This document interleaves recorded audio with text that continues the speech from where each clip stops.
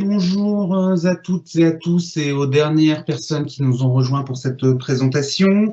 Donc, ce webinaire technique consacré au déploiement en quelques clics de la solution Chirudo dans vos organisations. En deux mots, je suis Gaël Marchand, je suis en charge au sein de Sokien de la commercialisation et du marketing autour de Chirudo. Donc, on est conscient que votre temps est précieux aussi. Nous allons respecter le planning que nous avons concocté sur un format de 30 minutes et on vous propose de répondre à vos questions si vous en avez. À la fin de la présentation, vous pourrez interagir avec Christophe qui répondra à toutes vos questions. D'ailleurs, en parlant de Christophe, je vais te laisser te présenter à ton tour. Oui, bonjour à toutes et à tous. Merci de nous rejoindre ce soir pour ce webinaire technique. Je suis Christophe Loba, le dirigeant fondateur de la société Sokien et initiateur du projet Chirudo que nous avons le plaisir de vous présenter ce soir. Eh bien, merci Christophe. Maintenant que les présentations rapides sont faites, je vous propose de rentrer sans plus attendre dans le vif du sujet. Quelques éléments juste pour recontextualiser autour de Chirudo. Donc, en quelques notes, 9 entreprises sur 10 ont été victimes d'une tentative de hacking. Il faut bien avoir en tête que 42% de ces entreprises sont des PME. On assiste à une augmentation particulièrement importante, comme vous pouvez le voir, d'attaques depuis mars 2020, du fait notamment des changements de pratiques liés au Covid et au télétravail. Et enfin, c'est le point sur lequel je souhaite particulièrement attirer votre attention parce qu'il va être essentiel sur le reste de la présentation. Plus d'un quart des fuites de données sont liées à une faille humaine, c'est-à-dire à une mauvaise utilisation ou un mauvais réflexe de la part d'un individu. Donc, vous ne serez pas surpris de découvrir le podium en termes de hacking de ces derniers mois, à savoir le phishing, le malware et le ransomware, 3 types d'attaques qui font appel à potentiellement une action humaine. Donc, aujourd'hui, vous l'avez bien compris, former l'ensemble des collaborateurs n'est plus une option. Même si en matière, il y a des moyens technologiques et techniques qui existent, les comportements humains inappropriés sont à l'origine de nombreuses cyberattaques. Clairement, le collaborateur est aujourd'hui une cible pour les attaquants. Et d'ailleurs, l'ANSSI, dans son guide de l'hygiène informatique, précisait que former les collaborateurs est aujourd'hui la première action à réaliser.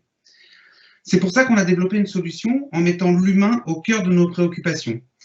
J'insiste sur cette dimension car c'est le leitmotiv des spécialistes de la formation et également des spécialistes en matière de cybersécurité. Donc aujourd'hui, il est indispensable de s'adresser à la large audience que sont les novices parmi vos collaborateurs. La formation Chirudo a pour but de le permettre et d'appréhender le thème abscon qu'est la cybersécurité pour un certain nombre de vos collègues.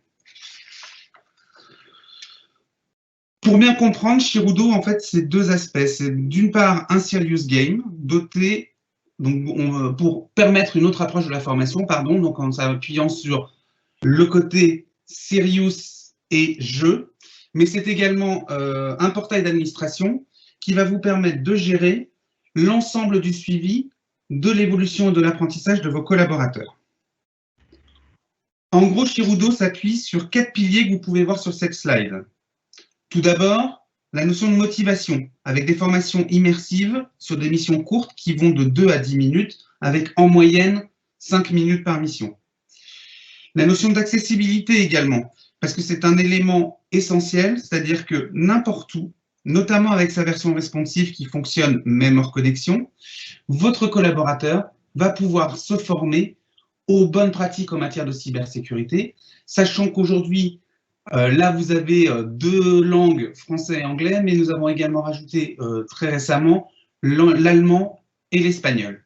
Et ensuite, l'élément central, 3e pilier, la notion de connaissance. En fait, il est essentiel que les collaborateurs puissent être formés régulièrement. On est persuadé que c'est la récurrence qui va faire l'efficacité de la formation. Donc, Chirudo, en fait, au sein de Chirudo, nous allons au fur et à mesure rajouter des contenus régulièrement, de façon mensuelle, afin que vos collaborateurs puissent se former et actualiser leurs connaissances sur les nouvelles menaces en matière de cybersécurité et de la façon d'y faire face. Et enfin, mais je vais y passer rapidement parce que Christophe y reviendra et je dirais que c'est un des cœurs du sujet de cette présentation. Le 4e pilier, c'est toute la notion de reporting. Ça va vous permettre en fait le suivi de la progression de vos collaborateurs, le portail d'administration dont Christophe va vous présenter dans un instant et qui, en fait, va vous permettre très simplement de réaliser un certain nombre de personnalisations pour être en phase avec votre propre politique de sécurité et, encore une fois, de suivre la progression de vos utilisateurs. Avant d'attaquer la présentation en live par Christophe, quelques éléments de nouveauté, un petit tour d'horizon. Donc, on travaille en permanence pour améliorer l'ergonomie du support et de la solution, donc qu'il soit de plus en plus épuré et bien évidemment enrichi et de plus en plus ergonomique. Comme je vous le disais, 2 langues viennent compléter notre dispositif, l'allemand et l'espagnol. Nous travaillons aujourd'hui sur une synthèse vocale qui permet la lecture des bulles et simplifier l'apprentissage pour certaines personnes qui seraient plus en difficulté par rapport à la lecture. Et puis, l'intégration de dispositifs complémentaires à travers des partenariats tels que aujourd'hui une plateforme qui va vous permettre d'envoyer des campagnes de faux phishing pour aller un petit peu plus loin, et notamment puisque c'est des sujets qui sont largement abordés dans la solution Chirudo. Ça, c'est pour la partie Serious Game. Sur la partie portail d'administration, on a également fait évoluer la solution en réponse aux demandes de nos clients, notamment avec la création de nouveaux rapports standards, dont un qui s'appelle l'Executive Dashboard. Grosso modo, un rapport unique avec l'ensemble des informations clés liées à l'utilisation de la solution au périmètre de votre organisation, ce qui va vous permettre de transmettre de façon mensuelle ou bimensuelle, en fonction de votre rythme, un document précis sur l'évolution directement à votre COMEX ou à votre CODIR. Nous avons également réalisé une API d'intégration qui va permettre de connecter Chirudo à différents LMS. Nous avons finalisé également le développement du single sign-on en SD Azure et Google, et puis la personnalisation SMTP, ce qui permettra à chacune des structures, de vos structures, d'envoyer rapidement et facilement des mails personnalisés via vos propres serveurs SMTP. Excusez-moi. Donc, depuis le lancement, vous pouvez le voir, je ne vais pas rentrer dans le détail, mais il y a de nombreuses choses qui évoluent et là, continuent à évoluer en 2021, notamment, comme je le disais, sur les contenus et les fonctionnalités. Vous en voyez quelques exemples ici.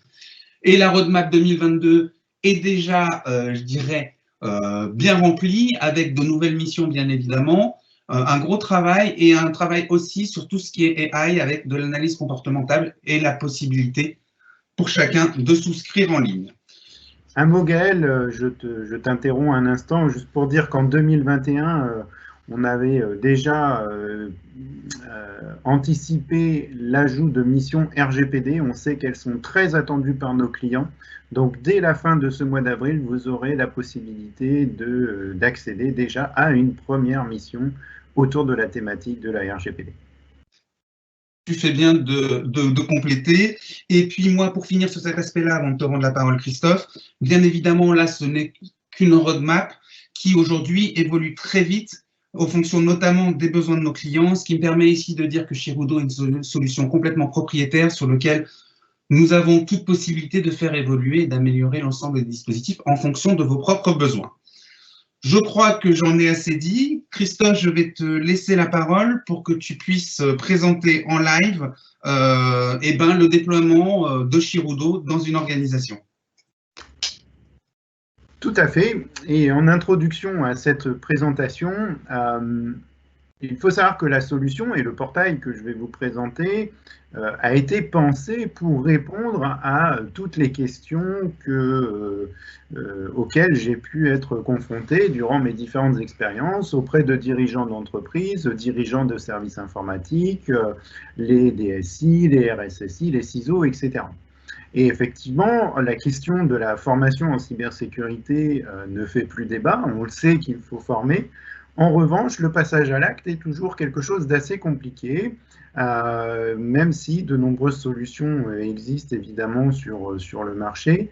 Il n'en demeure pas moins que pour atteindre l'objectif de la récurrence et de la fréquence qu'évoquait Gaël tout à l'heure, eh bien, les solutions aujourd'hui, pour intéresser l'utilisateur final, ne répondaient pas forcément aux besoins. Ou alors, on était confronté à des solutions qui étaient qui étaient très complexes à mettre en œuvre ou alors qui ne couvrait pas un spectre assez large en termes de sensibilisation et donc de thématiques de cybersécurité. Et donc, c'est pour répondre à ces questions que l'on a relevé le challenge et que l'on propose aujourd'hui chez Rudo, qui est un serious game, vous allez le voir, que l'on peut très facilement personnaliser avec ses propres règles de sécurité, à l'image de son entreprise, etc. Et cela, ça se fait en quelques clics. Vous allez voir qu'en moins d'un quart d'heure, nous aurons configuré l'intégralité d'une séance de formation sur une programmation annuelle pour l'ensemble des utilisateurs de votre organisation. Alors, cela va se dérouler en 3 étapes. Je vais créer, vous allez voir votre organisation, donc votre entreprise, avec quelques personnalisations. Ensuite, on va paramétrer, planifier cette formation et les reportings associés pour vous permettre de suivre, sans avoir à vous connecter dans le portail, le suivi d'avancement de la formation de vos utilisateurs. Et enfin, l'intégration en tant que telle d'utilisateurs pour le test. Donc, les personnes inscrites vont recevoir automatiquement un accès en démonstration à la solution. Je vais donc me connecter dans le portail d'administration et je vais aller créer une organisation fictive via un distributeur fictif lui aussi spécifique pour ces webinaires. Donc tout d'abord, je vais créer une nouvelle organisation dans un groupe déjà existant dont l'entreprise s'appelle Stepanovit, vous comprendrez pourquoi dans quelques instants. Et je vais ensuite donc enregistrer quelques informations concernant cette nouvelle entreprise et en l'occurrence ce site. Donc j'enregistre des informations concernant notre société Sokienne pour l'exemple. Et un numéro de téléphone, lui aussi fictif bien sûr. Voilà, mon organisation est créée. Je vais dès lors affecter quelques paramètres à cette nouvelle organisation. Des paramètres globaux, tout d'abord, concernant la langue par défaut dans laquelle les joueurs vont utiliser la solution. Je vais autoriser ces joueurs à pouvoir changer la langue. Je ne vais pas définir de durée maximum de jeu et j'active par défaut les sons, musique personnalisés. Et puis, je vais aussi personnaliser la liste des périphériques amovibles autorisés dans l'entreprise, ainsi que les logiciels de coffre-fort de mots de passe qui sont autorisés. Je vais également activer des notifications de non-connexion dans le cas où les utilisateurs ne se connecteraient pas dans la solution. Je vais indiquer une adresse de support qui pourra prendre le relais pour les utilisateurs qui ne se connectent pas. Donc, ça peut être une adresse de support, mais ça peut être aussi une adresse d'un administrateur ou d'un DRH, par exemple. Et puis, on va également envoyer des notifications dès qu'une nouvelle mission sera disponible pour les utilisateurs. J'enregistre d'abord ces premiers paramètres.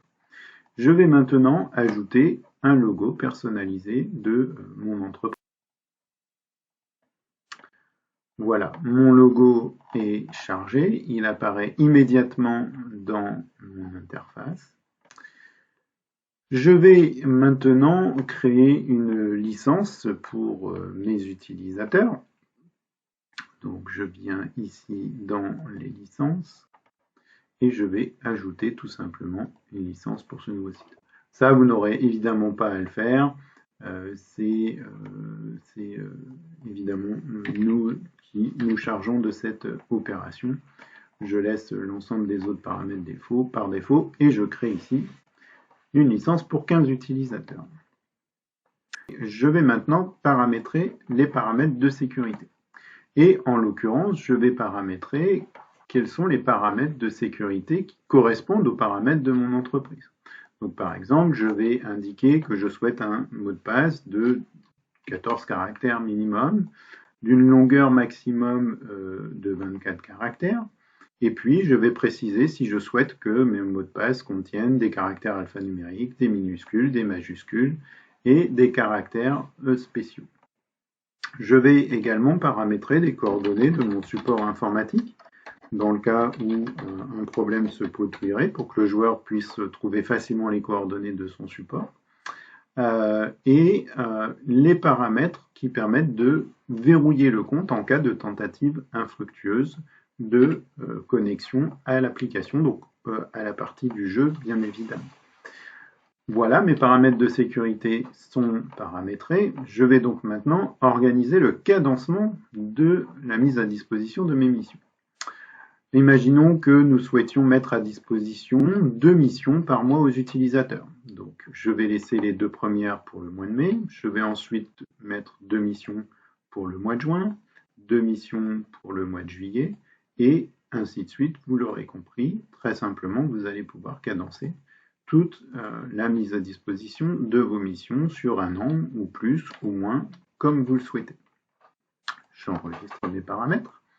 Vous avez de la même façon la possibilité de cadencer toutes les missions, qu'elles soient dans le niveau basique, le niveau avancé, des missions spécifiques, etc., etc. Il me reste maintenant à importer mes utilisateurs. Donc pour cela, il y a évidemment une fonction d'import en masse. J'ai préparé pour le webinaire un fichier spécifique pour cet import, donc je vais le charger. Et en cochant ici simplement la case, eh bien, l'ensemble de mes utilisateurs vont immédiatement recevoir un email leur indiquant leurs identifiants pour se connecter dans le jeu. Et ils auront également tous les raccourcis pour se connecter dans le jeu, télécharger l'application et accès au guide utilisateur. Donc, je lance l'import de mes utilisateurs. Je vois dans mes notifications que j'ai déjà reçu un email avec mes identifiants. Donc, les utilisateurs recevront ce type d'email avec leur adresse mail, leur identifiant, leur mot de passe, etc. et tous les liens que je viens de vous évoquer. L'import, comme on peut le voir, est réussi. Je peux clôturer et on voit évidemment ici tous mes utilisateurs. Il me reste une chose pour que mes utilisateurs puissent utiliser la solution. Il s'agit de leur affecter la licence que j'ai créée tout à l'heure. Là aussi, c'est très simple. Je sélectionne ma licence. Je vais affecter la licence et donc on voit que les 14 licences vont être affectées sur les 15 que j'avais créées. Et voilà, mes licences sont affectées. Il me reste une dernière étape et la solution est déjà là opérationnelle pour l'ensemble des joueurs. Il s'agit tout simplement d'aller récupérer, configurer et paramétrer des rapports. Donc au niveau des rapports, vous pouvez par exemple sélectionner un rapport d'avancement global. Alors évidemment actuellement il est vierge puisque aucun joueur n'a réalisé le jeu, mais cela ne m'empêche pas de planifier immédiatement ce rapport pour le recevoir par exemple toutes les 2 semaines à 8 h du matin dans ma boîte aux lettres et je peux le mettre en répété si je le souhaite. J'enregistre la planification, elle vient s'ajouter à toutes les planifications de rapports que j'ai déjà. Et je peux évidemment choisir comme cela tous les rapports que je souhaite, les temps moyens de mission par exemple, je répète l'opération. Là je le souhaite peut-être que tous les 30 jours par exemple, toujours à 8 h du matin et voilà. Voilà, vos rapports sont configurés. Bien évidemment, en temps réel, vous pouvez retrouver dans la page d'accueil le suivi d'avancement de vos utilisateurs et vous avez une vue exécutive pour produire un rapport directement à destination de votre comité de direction. Ces rapports peuvent également être planifiés, vous les recevrez également dans votre boîte aux lettres. Voilà, vous voyez qu'en quelques minutes, on est parfaitement en mesure de planifier et d'organiser la formation de l'ensemble des utilisateurs de votre organisation. Merci de votre attention. Christophe, donc, vous a créé une licence de démonstration. Elle est valable 30 jours. Elle va vous permettre de tester les 3 premières missions en conditions réelles d'utilisation. Et ça vous permettra également d'accéder au portail d'administration en version consultation. L'objectif, c'est que vous puissiez fureter, tester, essayer et revenir vers nous pour soit qu'on vous propose d'autres licences de démonstration pour d'autres collègues qui souhaiteraient tester la solution, ou pour qu'on puisse vous présenter encore plus en détail tous les bénéfices que peut apporter cette solution par rapport à une vraie politique engagée en matière de cybersécurité pour l'ensemble de vos collaborateurs. On vous remercie de votre attention, du temps que vous nous avez consacré. Bien évidemment, on reste à votre disposition pour tout complément d'information et nous serons ravis d'échanger avec vous dans les prochains jours. Je vous souhaite une bonne fin de journée. À très bientôt. Au revoir. Merci Gaël, merci à toutes et à tous de votre participation. Ce webinaire sera disponible en replay sur notre chaîne YouTube, donc n'hésitez pas à la consulter. N'hésitez pas également à vous inscrire sur notre page Shirudo sur LinkedIn, qui est notre vecteur favori pour vous informer de toutes les évolutions et nouveautés autour de la solution Shirudo. Merci encore à toutes et à tous de votre attention ce soir et nous vous souhaitons une bonne fin de journée. Au revoir.